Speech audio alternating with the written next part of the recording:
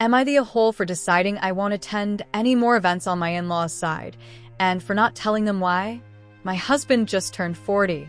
It was a big milestone, not just for him, but for us as a couple. He's the eldest of 3 siblings and the kind of person who rarely asks for much. So when he decided to host a party and invited his entire family, it mattered. He wanted them there. He wanted to feel seen and celebrated. Everyone came, his mom, his younger brother, along with his pregnant girlfriend, even some extended family. Everyone except his sister. I noticed her absence right away. At first, I thought maybe she was running late or something unexpected had come up. But as the evening wore on, it became obvious she wasn't coming. When I asked my mother-in-law if she knew why, she gave me this sheepish half-smile and said she had plans with a friend. I blinked, honestly confused. Plans? On her brother's 40th? Plans more important than this. She shifted uncomfortably and mumbled something vague about how it had been planned a long time ago. It felt off, but I let it go. Later that night, I had a quiet conversation with my brother-in-law's girlfriend. We've grown pretty close over the years. At one point, she looked around, lowered her voice, and said, "Okay, I'm not supposed to tell you this." She hesitated. I assured her it was okay to speak freely, and after a pause, she told me the real reason my sister-in-law didn't come. Apparently, she had deliberately made other plans. Not because she couldn't make it, but because she was angry at me. Why? Because I didn't wish her 4-year-old daughter a happy birthday in the family WhatsApp group. Let me be brutally honest. I forgot. I really did. I rarely write in the group, and I often forget to respond to messages at all. Life with 2 young kids is chaotic. It wasn't personal, but apparently, she took it very personally. So much so that she skipped her own brother's birthday over it and never said a word. The girlfriend made me promise not to tell anyone else, especially not my in-laws. She knew it would get traced back to her immediately and feared the blowback. I understood, and I haven't said a word. Not to them. But I've been holding all this in, and it's not just about this one incident. It's years of little slights and painful patterns. Maya Mael has always favored her daughter.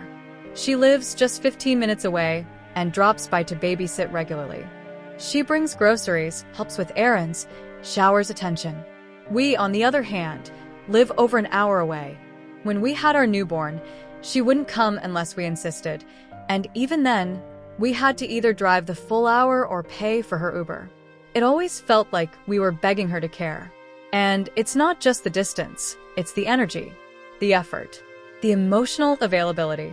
My husband and I have felt like an afterthought for years. As for the sister, she's often cold, distant, and outright dismissive.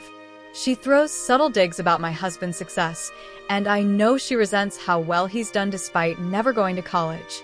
Meanwhile, she studied for years, has multiple degrees, and still struggles financially. I get that it must sting, but instead of working through it, she's chosen to stew in it and lash out in petty ways like this. You'd think the rest of the family might call her out, but no. Her mother excuses everything, enables it, defends her no matter what, and the hypocrisy is astounding. Not long ago, we attended the sister's 35th birthday party. We made the trip, brought a thoughtful gift, showed up with smiles. We honored her milestone. And now, she skips my husband's 40th over a missed WhatsApp message, and no one says a word to her. Instead, at the party, his own mother mocked him. In front of everyone. She laughed about how lazy he is and how he never wants to go anywhere. He just stood there, trying to smile, but I could see it crushed him, especially with his sister's absence hanging in the air like a dark cloud. I was the only one who said anything in his defense. The only one who reminded everyone that maybe, just maybe, this wasn't the time or place to tear him down. And then there's what the girlfriend told me next. Something that genuinely stung. Apparently, when I'm not around, the family trashes me, too. They say I don't take care of my kids because every time my husband video calls them, he's the one feeding them. As if that's some kind of damning evidence. Newsflash, when I feed the kids, I call my family, not his. But they've twisted it into some toxic narrative to justify whatever contempt they've already decided to feel. It's not just unkind, it's cowardly. And it's exhausting. For years, I've smiled through it, bit my tongue, showed up to birthdays, dinners, holidays, pretending everything was fine, while constantly feeling like I was being tolerated, not welcomed. I've reached my limit. From now on, whenever there's an event on their side, I'll do exactly what the sister did for my husband's birthday. I'll already have plans. Something long-standing. Something unavoidable. It's not a lie. It's a boundary. And no, I won't explain why. Because if I tell them the truth, that their gossip, hypocrisy, and favoritism have driven me away, it will betray the one person who is honest with me. The girlfriend confided in me out of trust, and I won't throw her under the bus just to make a point. My husband understands. He told me, they're just like that. We won't change them. And maybe he's right.